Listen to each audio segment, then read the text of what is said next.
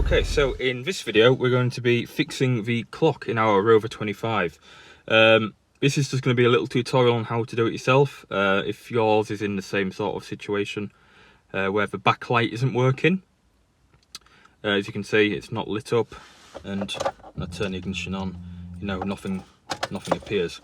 So we're going to get straight into it, and yeah, we'll show you how to do it. Okay, so in the Rover 25 it is much easier than the Rover 45 because it's just this little bezel that you have to remove. On the 45 the whole center console has to come out.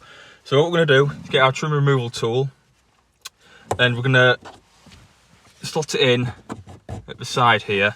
It's going to be really awkward because the camera's going to be in the way, but you get it underneath like that, and then just slide it round the front, and it should just lift off like that. So here we go. Here is the clock. As you can see, there's two screws. Okay, never mind, there's one screw on mine. This must have been done in the past. Yeah, so okay, we only have to remove one screw. That makes our lives a bit easier, but yeah, so it can be a bit of a nightmare. Do note that they can fall down there where that wire goes, so do be careful not to drop them down there. It's very awkward, believe me. It's very awkward on these. So yeah, all we need to do is remove the screws and then fit the new bulb. The new bulb is, well, the bulbs are a 509T. I've got a spare somewhere in the house, so I'll just go and get that. It can be pretty much found everywhere, anywhere really. Halfords, your local motor store or whatever, but they do look like this.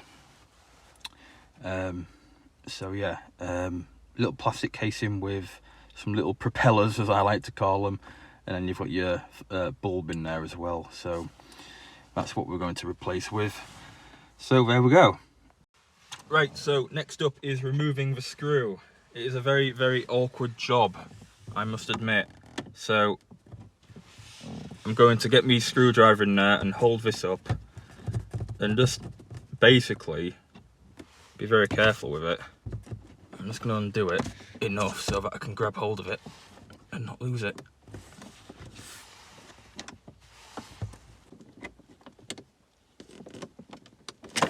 There we go. So we've got the screw out and we haven't dropped it. That's good. Okay, so let's just get the clock out. So that peg is also snapped as well. It's quite common to see that. I'm just going to unplug the 8-pin connector on the back. So here we go. Now what I'll do is we'll crack it open and see what it looks like inside, just to show you. So what I've just done is I have removed the front face of the clock, which can easily be done with just a screwdriver. There's two little prongs on the bottom that you can just like lift up. But here we go. This is the clock circuit board. You've got your digit display, and then if we just take this off, we've also got that ribbon cable there. They can go as well. However, I don't think it is that in this case, or the LCD screen, because obviously that works, as we've seen at the start of the video. What is the issue though is this bulb on the back here. So what you need to do with this is we just need to twist it off like that, and it should come out like that. We get our new bulb, and what we do, pop it in and twist it back, and that should be installed.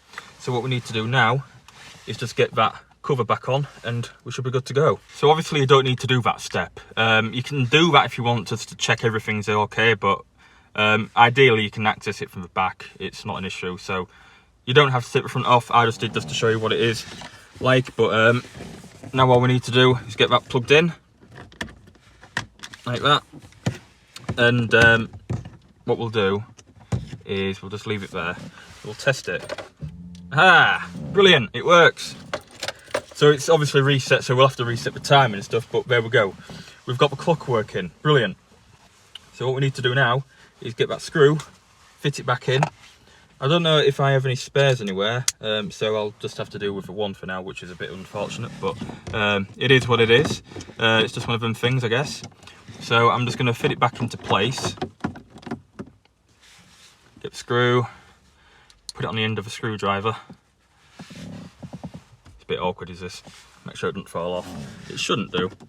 And then basically just very carefully insert it into the hole like so. So there we go. It's a bit awkward. I'm trying to do this as best as I can without having my hands in the way.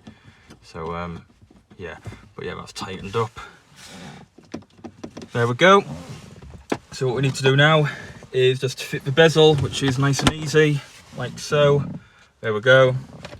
Give it a test. There we go.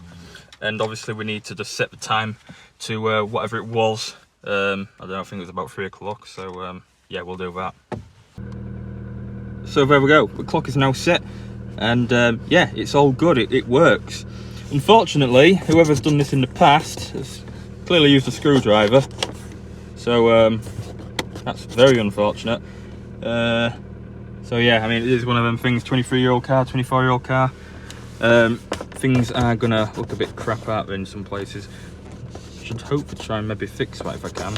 Good news, I managed to kind of repair that little indent in the dashboard, so that's another plus.